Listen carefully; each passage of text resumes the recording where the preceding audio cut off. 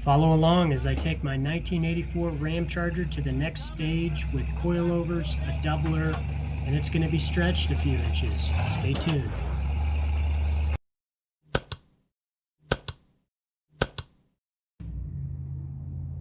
Hey, we're back. All right, so I got a couple things going out here. I really want to start buttoning up this rear end, but I think I might start welding on some other projects just to try to get ahead. So let's flip this around here.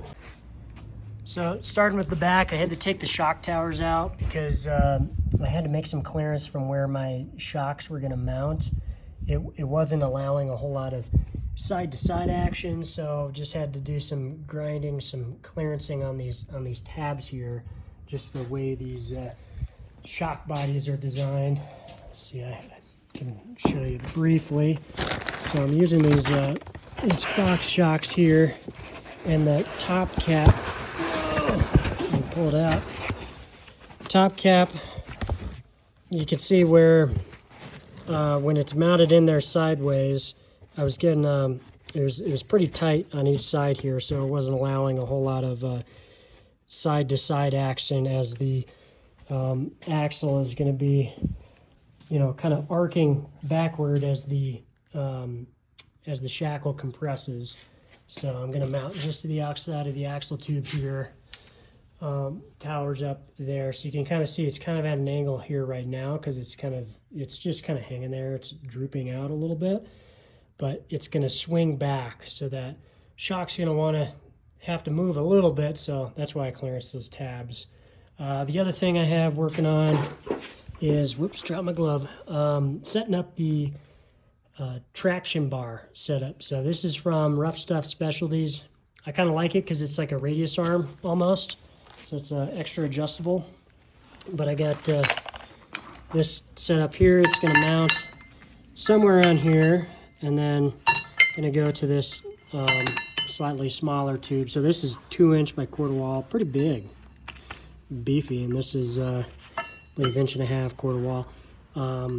So yeah, and then this is going to go to the shackle mounted on my rear cross member, which I've still yet to build, because that'll be with the doubler.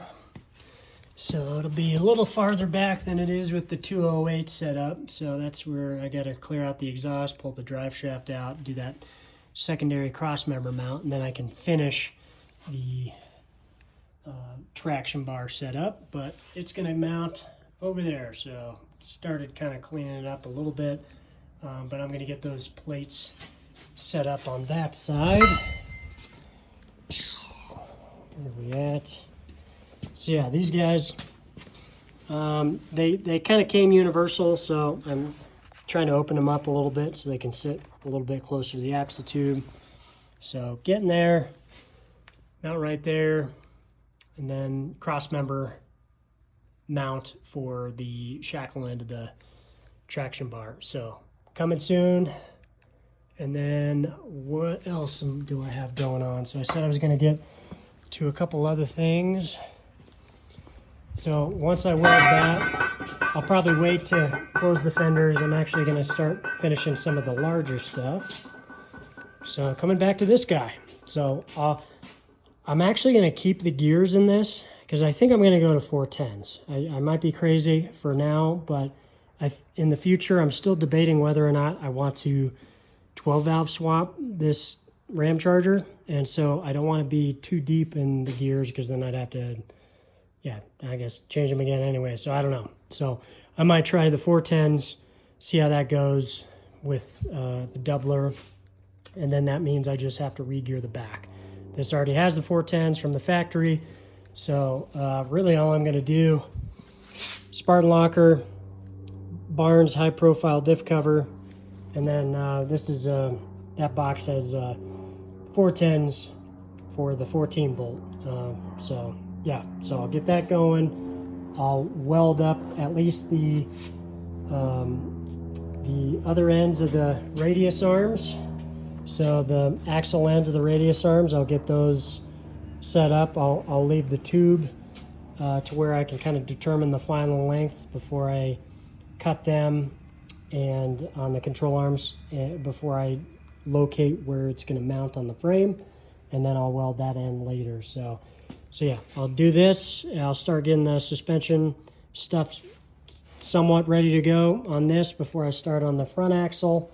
Then doubler, get the doubler set up, get the doubler in. I can do my rear drive shaft, get that cross member set up, and then I can finish the traction bar. So kind of chaos at this moment, but yeah, that's what it is. So axle's just hanging there, but I guess I still have some room to go on the shackles. A little more swing this way for a little bit more droop. Probably would see that at, as we're wheeling or whatever. Just kind of curious because this is full extension of this shock. It's just, I have it wired, this lower bracket here, wired. So should I go a little higher with this just to get those few extra inches, and wherever that swings to, down, and then bump stop, or limit, go with right here and then limit right where it currently is. Okay, this is ride height. So I just went to that spot where it naturally attacked it right there, just to see kind of how much up travel I'd have. That's kind of how much room I have by the leaf.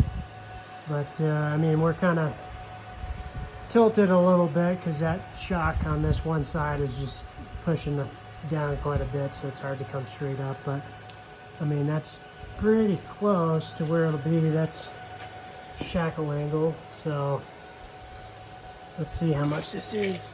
Tape measure.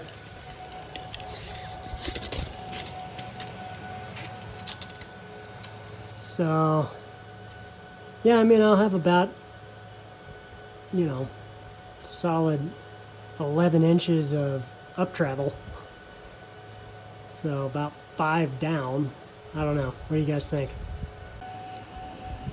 All right, here's what I think I'm going to go with. So I moved the bracket up just a little bit from right there. I just kind of flipped it around, and